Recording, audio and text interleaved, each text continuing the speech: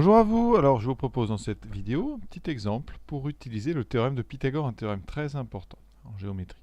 Donc le théorème, je vous rappelle, si on est dans un triangle rectangle, alors le carré de la longueur de l'hypoténuse, je vais faire un petit dessin en même temps, donc si on se place dans un triangle rectangle, voilà, et bien le carré de l'hypoténuse, donc ce côté ici, je vais l'appeler x, voilà, donc x au carré, va être égal à la longueur d'en face, que j'appellerai y au carré, plus la longueur de l'autre côté ici, donc vous aurez x2 qui vaut y2 plus z carré. C'est très simple, vous voyez. Donc quand on applique ça, il faut bien évidemment avoir un triangle rectangle, savoir où est l'angle droit, et on applique directement la formule, c'est ce qu'on va faire. Dans le texte, on a un triangle MNP rectangle en M. Donc sur votre brouillon, tout de suite, ou sur votre copie même, vous faites une petite figure propre avec un triangle rectangle en M. Donc vous mettez tout de suite ici le symbole pour coder votre figure, pour bien montrer qu'il y a un angle droit ici, en tout cas bien s'en rappeler. Voilà. Et là, on va mettre M, MN et MP. Alors, c'est pas obligé de faire le dessin à l'échelle, hein. C'est vraiment juste pour pouvoir, comme ça, rapidement voir les formules. Alors, qu'est-ce qu'on vous dit? Que MN vaut 5,2 mètres. Alors, sur la figure, c'est pas la peine de mettre des mètres, on va juste mettre 5,2. MP, on inscrit 4,8. Voilà. Qu'est-ce qu'on a? On va appliquer le théorème de Pythagore. Donc, il faut se reciter.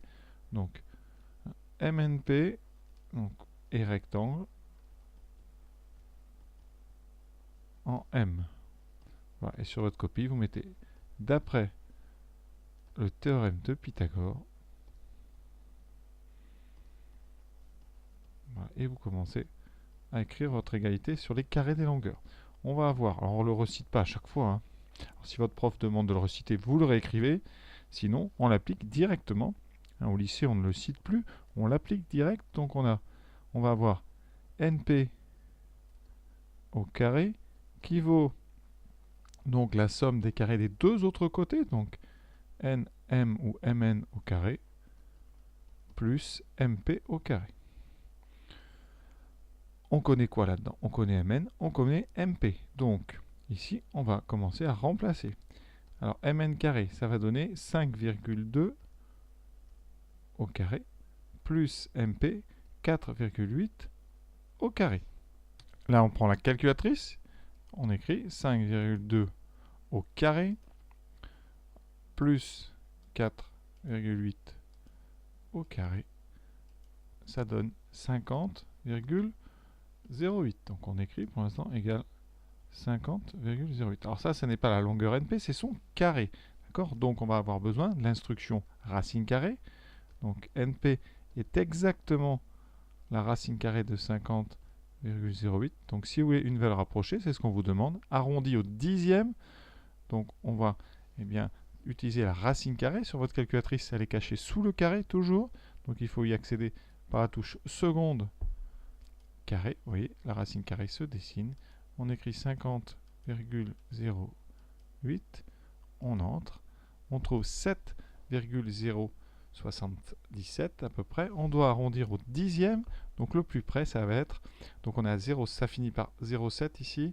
Donc il faut arrondir à 7,1. Oui, 7,1, c'est plus près de 7,07 que 7. Donc il faut garder 7,1. Comme on est en mètres, ça sera donc 7,1 mètres. Donc les choses importantes, d'abord premièrement faire toujours une petite figure pour ne pas se tromper, hein, pour bien repérer qui est l'hypoténuse. Voilà, parce que dans le théorème c'est important, hein. Le plus grand côté, c'est ce côté qui fait face à l'angle droit. Et c'est celui-là dont le carré sera égal à la somme des deux autres carrés. Donc dans cet exercice, on vous demande en fait l'hypoténuse, la longueur de l'hypoténuse. Ensuite, les choses à bien se rappeler, c'est que quand on rédige, hein, en tout cas au départ, on rappelle que le triangle est rectangle, on dit où est-ce qu'il est rectangle, on écrit d'après le théorème de Pythagore. Si votre professeur vous demande de citer le théorème, eh bien vous le répétez.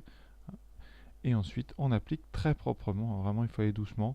Et quand on prend la racine carrée, on prend l'arrondi comme il faut. Voilà. J'espère que vous avez bien compris. Évidemment, il faut en faire beaucoup. Et une fois qu'on sait faire, après, ça devient assez facile. Voilà. À bientôt.